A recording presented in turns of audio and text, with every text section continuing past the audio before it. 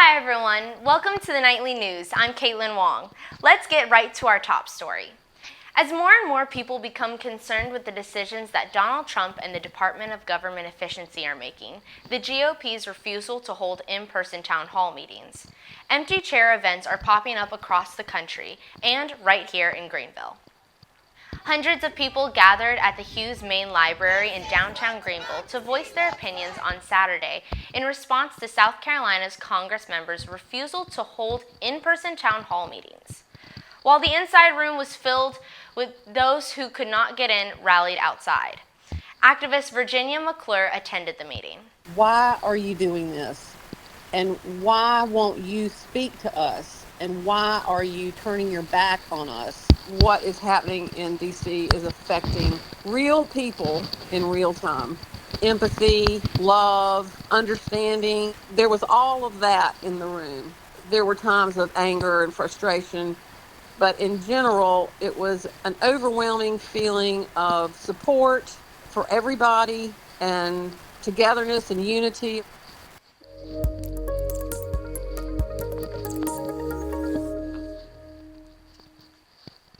Now to an alert from our nation's capital. President Trump signing a bill that will fund the government through September, avoiding a partial government shutdown. The bill passed the Senate, marking a key victory for the Trump administration. The vote exposed some Democratic divisions as several senators reluctantly backed the bill. But Senate leader Chuck Schumer says a government shutdown could have accelerated the president's efforts to dismantle federal programs. The U.S. Department of Education is launching investigations into universities across the nation, accusing them of using racial preferences in educational programs. And today, we're learning one of those schools isn't too far from home. Clemson University is one of 52 universities under investigation. The department says most of the schools are violating Title VI of the Civil Rights Act, which prohibits discrimination by government agencies that receive federal funding. They say this is because those institutions, like Clemson, are partnering with the PhD Project, which is dedicated to increasing diversity in business and doctorate programs. Officials say this engages in, quote, race exclusionary practices. However, critics argue these investigations misinterpret the act. Meanwhile, other schools are under scrutiny for race-based scholarships. Many of these colleges are pushing back on the initiative, calling the crackdown an overreach into institutional autonomy and academic freedom. Back in D.C. now, the Arlington National Cemetery is quietly removing all web pages that highlight Black, Hispanic, and female veterans. NPR reports that the Pentagon is calling the move a, quote, digital content refresh. This comes in the midst of the president's directive to remove all DEI programs and references in federal agencies. And a new crew is on their way to the space station. SpaceX's Crew 10 mission will replace the astronauts who have been up there since September. They blasted off from the Kennedy Space Center in Florida and have already docked on the station. Butch Wilmore and Suni Williams finally returned home yesterday, splashing down off the coast of Florida thanks to Crew 9.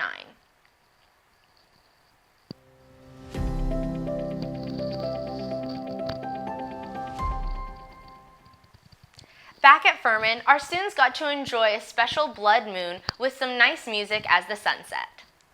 On this stage, just last Friday, Furman's own student-run radio station hosted their first music festival, FUNC's Full Moon Fest.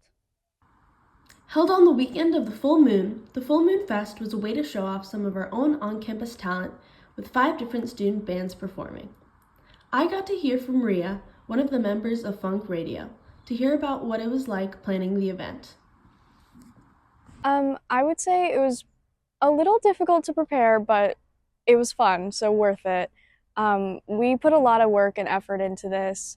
It was because we're a small club, we don't have a ton of money, so we had to learn to budget well, and that's why we got SGA, Girl Club, FUOC, and FUR, the Furman University Responders, on board as well to help. So with a lot of different people involved, it was, I guess, easy to prepare, but difficult overall. With the help of the other clubs, the festival was able to include not only live music, but also free hot dogs, moon pies, face painting, and more.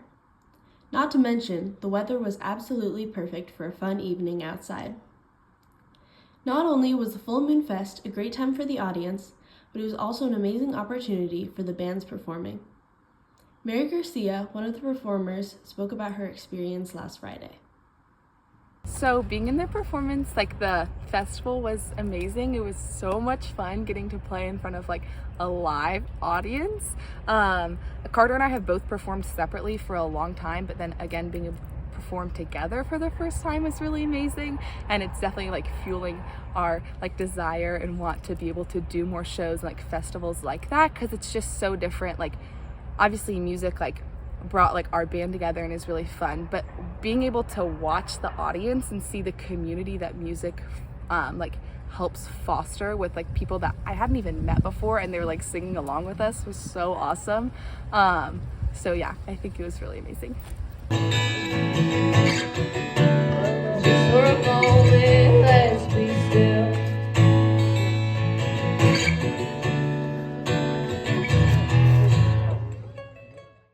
There will be more funk events and concerts in the future. That's something that we really like to do, so planning it's super fun, and we're definitely going to make that happen. The Full Moon Fest is something we want to do every year, so we'll be back next spring, and I'm sure we'll do other little concerts, maybe some band performances in the comm studio. Not sure, there's a lot of exciting things in the future for us. I'm personally very excited about the Full Moon Fest happening again next year, and I'm also looking forward to all the other fun events that Funk has planned. For more information on what FUNC Radio has planned, visit their Instagram at Furman University Radio. You should also make sure to go check out the bands that performed. The Furman Bell Tower, an iconic landmark on campus, recently underwent system upgrades, but soon after, the bell began ringing unexpectedly, sometimes for extended periods, causing disruptions. While the bells normally chime at regular intervals, on the hour, half hour, and quarter hour, some students reported long periods of continuous ringing, causing disruptions on campus.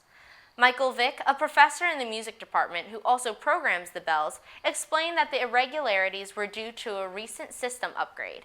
They had been working to fine-tune the scheduling to ensure the chimes functioned properly. Now the issue that that I heard was when we got the old system was being flaky, so it would do things sporadically, which we couldn't control because we couldn't get to it, we couldn't remote into it. So when I got that fixed, this is kind of an irritating part. In December, it worked and it kept breaking.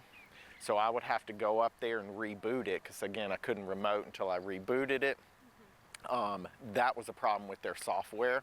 They literally, this company Chime Masters is unheard of, actually sent us a whole new system for free.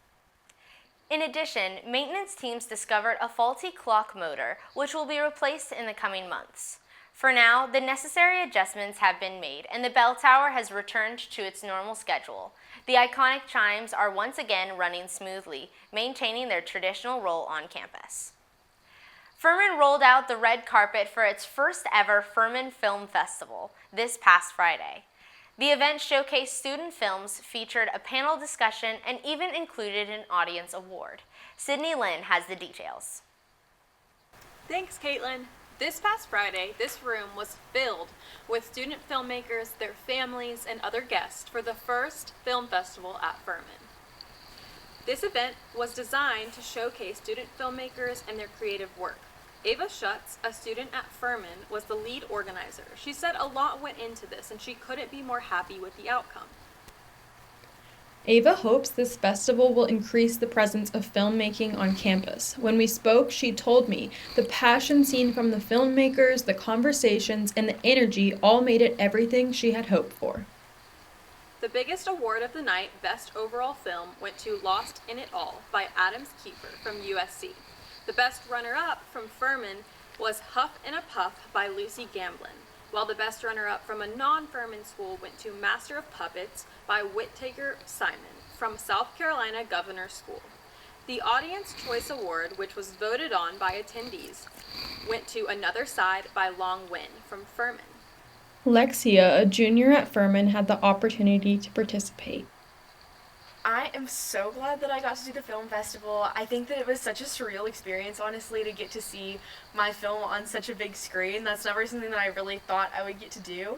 And also getting to see like the reactions that everybody had to the film, and talking to everybody after, and also talking to the other filmmakers was just a really interesting and fun experience. This festival marks a big step for filmmaking at Furman, with the organizers hoping it will become an annual tradition next year. Thank you. I'm Sidney Lyn with the Nightly News. March is Red Cross Month, so on March 31st, Furman University will be hosting a blood drive sponsored by Focus from 2 to 6 in Younts Conference Center.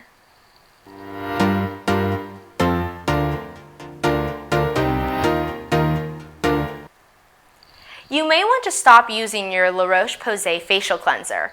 La Roche-Posay, as well as other realtors including Walgreens and Proactive, have voluntarily recalled their acne creams due to elevated levels of potentially cancer-causing agent. The FDA issued a recall notice on Tuesday and said that they would be recalled for possible benzene contamination. Though this chemical can be used for things like detergents and dyes, according to the U.S. Center for Disease Control Prevention, long-term exposure can cause leukemia, cancer, and Walgreens said this was done out of an abundance of caution and the safety of our customers remain our top priority. Forever 21 filed for bankruptcy this past Sunday for the second time in the past 6 years. According to the company website, stores will remain open for now, but will be conducting an orderly wind down. Brad Sell, the company's chief financial officer, said that we have been unable to find a sustainable path forward given the competition from foreign fast fashion companies. With online shopping becoming more and more popular, Forever 21 joins a long list of companies closing stores in the U.S. Many loyal Southwest flyers are upset by the airline's new policy changes. Southwest Airlines has just declared that they will no longer be continuing their no-fee policy for checked luggage. Starting on May 28th, only Rapid Rewards A-List preferred members and customers flying on business select fares will receive 2 free checked bags. As for everyone else, you will have to pay an extra for checked bags. This new change is part of their 3-year transformation plan called Southwest Even Better. This plan also includes an additional policy change to all assigned seating. I guess we will just have to see if these changes really will make Southwest even better. Holiday spirits are high this St. Patrick's Day, and so were Guinness sales. 2025 is the year for Guinness in the United States, as popularity for the beverage experiences a rapid increase in sales. Some of the resurgence is thanks to the classic Guinness drinking game, Split the G, that has become a viral trend on social media recently. More Americans are beginning to order the classic Irish drink, not just in Irish pubs, but also in sports bars and other establishments. And you know what goes good with beer? Sports. Grant joins us now for a look at what's happening on the field and on the courts.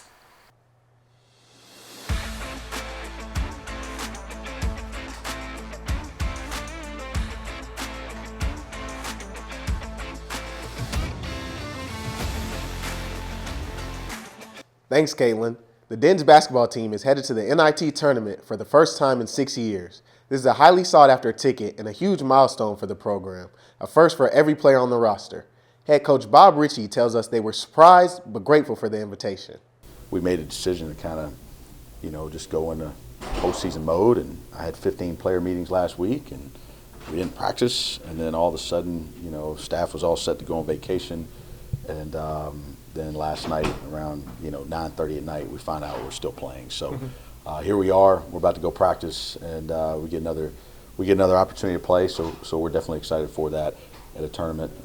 With the tradition of the NIT, we're excited to be in it. The 7-seed Paladins will face the number 2 seed North Texas at 8 p.m. on Wednesday the 19th. Alexa Griffith is an important part of the Furman women's tennis team that recently was ranked 38th in the nation. Dixon Massingill joined her on the court. Alexa Griffith is a senior tennis player at Furman University. I had the opportunity to sit down and talk with her about how injuries and time off the court have led to her breakout senior year and how her play is contributing to an electric season for her team. My career has had a lot of ups and downs. I came in off having a big surgery on my ankle, and so my first year consisted of a lot of rehab and not really stepping foot on the court. So it was just a lot of rehab, a lot of workouts, but not really hitting tennis balls until the end of the first year. But even after coming back from injury, playing time wasn't a guarantee. And my second and third year, I hit a lot of balls, but I didn't really play in the lineup very much, once in a while. Alexa had barely gotten her feet back under her before calamity struck yet again. And then after my third year, I had another surgery and did another course of rehab, and so obviously impacted how much playing time I had and how much I was on the court. But even when she had every reason to give up, Alexa took the court again her senior year. So it was really motivating to come back and know that that's my goal and it's obtainable, and with a bunch of hard work I can make it happen. Indeed, Alexa has been motivated and she is working hard on her goals. So I have mostly been playing doubles in all of our matches, and here and there I've played a couple singles matches, but I have been playing doubles, and I mean doubles is very important in matches because it gets you the first point on the board. Doubles are one of the most important parts of any tennis match, and Alexa feels no pressure when she takes the court. And there have been multiple matches where my partner and I have clinched the doubles point, and you need two doubles to win the doubles point. So we've been that second doubles pair that wins, giving us the first 1-0 up. So it's been really exciting and really special to be a part of the impact that's happening on the court for our team. From multiple injuries and scarce playing time to clinching the important first point for her team in major matches, Alexa Griffith is the perfect example of perseverance and grit and is helping the Paladins have one of their best seasons yet. Thanks for that awesome story, Dixon. We wish Alexa and the rest of the women's tennis team the best of luck with the rest of their season.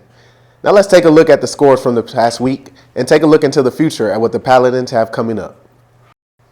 Women's tennis played the only home match of the week this week for Paladin Sports as they hosted Yale on Sunday.